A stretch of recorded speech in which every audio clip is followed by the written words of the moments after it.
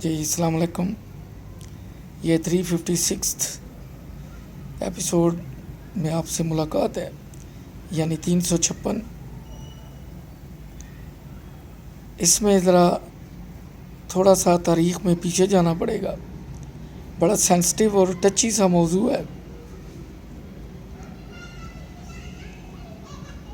احتیاط سے بیان کرنا پڑے گا، کیونکہ یہ تاریخ کا ایک حصہ ہے. ہم نے جب ہوش سنبھالی تو ایوب خان صاحب کا دور تھا. وہ مارشل لاء کے نتیجے میں آئے تھے. ان کے بعد میرا خیال ہے وہ پٹھان تھے. اس کے بعد یحییٰ خان صاحب آئے، وہ بھی پٹھان تھے. اس کے بعد بھٹو صاحب آئے جمہوریت کے نتیجے میں، وہ بھی چند مہینے میرا خیال ہے مارشل ایڈمنسٹریٹر رہے. ان کا تعلق سندھ سے تھا، وہ سندھی تھے. پھر جب بھٹو صاحب کے بعد ضیاء الحق صاحب آئے تو وہ شاید مائیگرانٹس تھے، مہاجر تھے. ان کے بعد بے نظیر صاحبہ آئیں، ان کا تعلق سندھ سے تھا. نواز شریف آئے چند سال کے لیے پنجاب سے. پھر بے نظیر صاحبہ آئیں تعلق سندھ سے. پھر نواز شریف آئے چند سال کے لیے چلے گئے. پھر اس کے بعد مشرف صاحب آئے. ان کی ہمدردیاں اردو سپیکنگ والوں کے ساتھ تھیں، بلکہ ان کے جلسوں میں باقاعدہ وہ کھڑے ہوتے تھے. ان کے دور میں وزیر اعظم کیا نام تھا ان کا، وہ آئے پیراشوٹ کے ذریعے، آج کل باہر چلے گئے ہیں. اس کے بعد پھر آتے ہیں پیپل پارٹی کا دور. زرداری صاحب صدر ہیں، سندھ سے تعلق ہے. گیلانی صاحب وزیر اعظم ہیں، راجہ اشرف وزیر اعظم ہیں، لیکن یہ تھوڑے سالوں کے وزیر اعظم ہیں. اس کے بعد نواز شریف صاحب آتے ہیں، اپنا ٹینیور پورا نہیں کرتے. پھر خاقان عباسی صاحب آتے ہیں. لیکن اس سارے پس منظر میں دیکھیں تو جو مارشل لاء لگانے والے تھے ان کا تعلق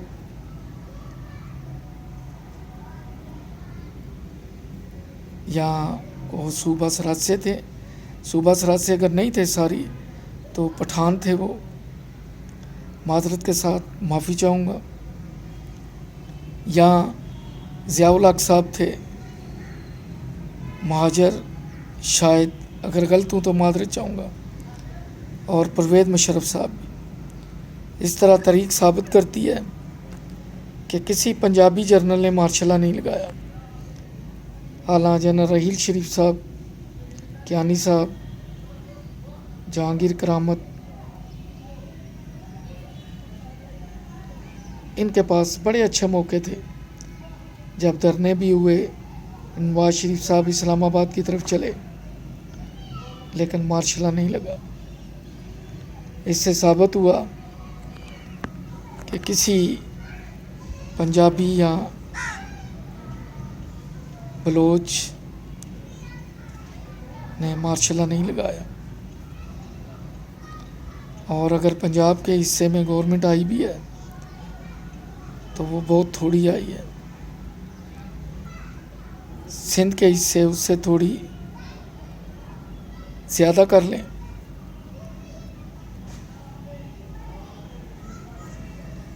آگے دیکھیے کیا ہوتا ہے. بس مجھے اتنا پتہ ہے، تسلی ہوتی ہے کہ جب چیف پنجابی ہے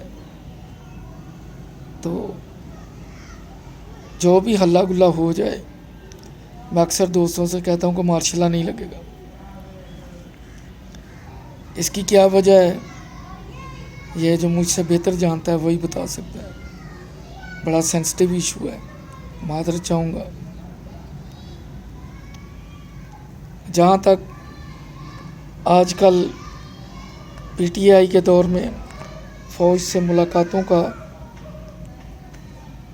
चर्चा हो रहा है या फ़ौज की तरफ बिला वजह उंगली उठाई जाती है, तो इसके मौजूद भी पीटीआई वाले हैं। जब इन्होंने अंपायर की उंगली का नारा लगाया, और आज भी ये अक्सर टॉक शोज़ में कहते हैं कि देखें जी इधर तो ये ना कर रहे हैं अपोजिशन वाले, जब इनकी गर्दन मरोड़ी जाएगी तो ये वोट डाल देंगे।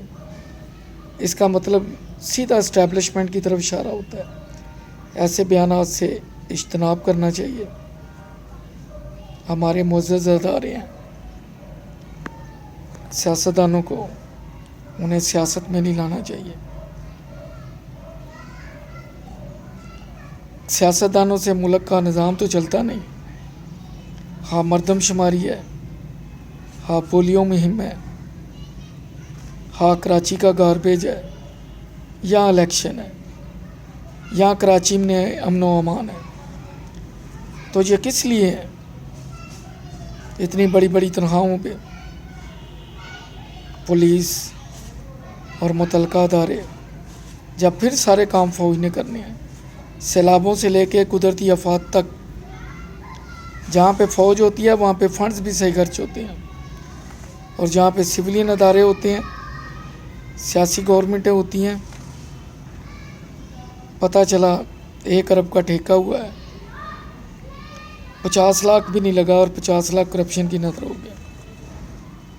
जब पुल टूटते हैं तो उनमें सरिया जो होता है वो होता है जो मेरा वाले लोग अपने चूल्हे के ऊपर लगाते हैं, वो पुलों में सरिया इस्तेमाल होता है। और सड़कों के ऊपर जो मटीरियल होता है वो आधा इंच भी नहीं होता, जो ज़रा सी बारिश से या गाड़ियों के वेट से रोड टूट फूट का शिकार हो जाती है। एक आर्मी है, एक हमारा मुअज़्ज़ज़ अदारा, जिन्होंने और जिनसे ये थोड़ा सा हाइफ हो के काम भी करते हैं, कुर्बानियाँ देने के लिए आर्मी के जवान हैं जो गोली के आगे खड़े होते हैं। ये सिर्फ नोटों के आगे, नोटों के पीछे खड़े होते हैं। कोई ऐसा अदारा होना चाहिए कि करप्शन की सज़ा मौत होनी चाहिए। अगर आपने देखना है कि पाकिस्तान ने आगे बढ़ना है, पाकिस्तान ने तरक्की करनी है, तो उसका वाहिद हल है, जिस तरह डाकू जो उसे पैसे नहीं देता उसे गोली मार देता है, हालांकि उसे आईन इजाज़त नहीं देता। और गवर्नमेंट को भी यही चाहिए कि जो कहीं से भी रिश्वत लेता है उसे गोली मार दे। गवर्नमेंट को भी डाकू बन के ज़रा 6 महीने वक्त गुजारना चाहिए, देखते हैं खौफ होता है या नहीं होता। डाकुओं ने अपना खौफ फैलाया हुआ है, मेरे जैसा या कोई और शहरी उसी वक्त अपनी जेब से पैसे निकाल के दे देता है। वो कोई होते हैं 100 में से 10 बेवकूफ़ जो रजिस्ट करते हैं, क्योंकि वो गोली मार के ये सबक देता है कि मेरे आगे ना नहीं करनी। और अगर गवर्नमेंट भी गोली मार के ये सबक दे कि करप्शन नहीं करनी, तो पाकिस्तान में सारा निज़ाम ठीक हो जाएगा। जिसकी 20,000 तनख्वाह है वो 15,000 में गुजारा करेगा, 5,000 उसको बच जाएगा। क्योंकि जब बिजली गैस चोरी नहीं होगी तो बिल भी डबल ट्रिपल नहीं आएंगे, सब्जियां भी महंगी नहीं बिकेंगी, गंदम चीनी की ज़ख़ीरा अंदोज़ी नहीं होगी, स्मगलिंग नहीं होगी, नाइंसाफ़ी नहीं होगी, हॉस्पिटल की दवाइयाँ लोकल मार्केट में नहीं बिकेंगी, तालीम को बेचा नहीं जाएगा। हर किस्म के प्राइवेट स्कूल पे पाबंदी लगा के गवर्नमेंट ये ऐलान करे कि हर यूनियन काउंसिल में हर 3 महीने में एक स्कूल कंप्लीट किया जाएगा जो प्राइमरी से लेके हायर सेकेंडरी तक होगा। बेशक उस एरिया के शहरियों से بجلی کے بل میں ہر مہینے 200-300 روپیہ زیادہ لیں۔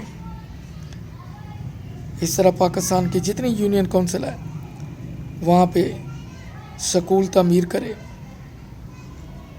اسٹینڈرڈ کے سکول، اور سرکولر جاری کرے کہ جتنے سرکاری ملازم ہیں کسی کا بچہ پرائیویٹ سکول میں نہیں پڑھے گا، سب بچے گورنمنٹ کے سکول میں پڑھیں گے اور وہاں تعلیم وہی ہوگی جو دوسرے گورنمنٹ کے سکولوں میں ہے، اور سب سکولوں کا سلیبس ایک ہوگا۔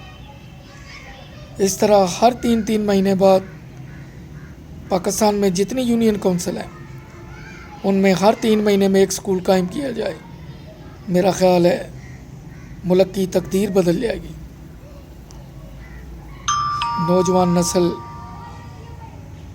تعلیم کی طرف راغب ہو جائے گی، سکولوں کے ساتھ گراؤنڈز ہوں جہاں پہ سپورٹس ہوں تاکہ نئی نسل نشے کی جانب راغب نہ ہو۔